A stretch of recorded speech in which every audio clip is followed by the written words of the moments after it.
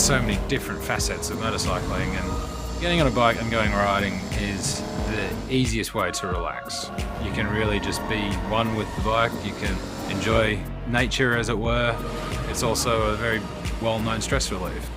There's so many options to be an individual in biking and forgetting the regular norms of society and just going your own way, and that's always been one of the great advantages of motorcycling. I remember seeing the RS660 at EICMA a couple of years ago and just going, oh my God, thank God someone's going to build something like this. Everything's kind of ratcheted up in terms of a sporting ability compared to what's currently on offer. So it's got a little bit more power, it's got better brakes, it's got a better chassis, it's got better suspension. You can see those little DNA points in the bike, like from the sharp little tail with the fins up the sides, the way the lights come in, and the very slim and svelte kind of design. It's very lightweight, and the way the tank shapes, and you can look at that immediately and go, they are a racing company at the core.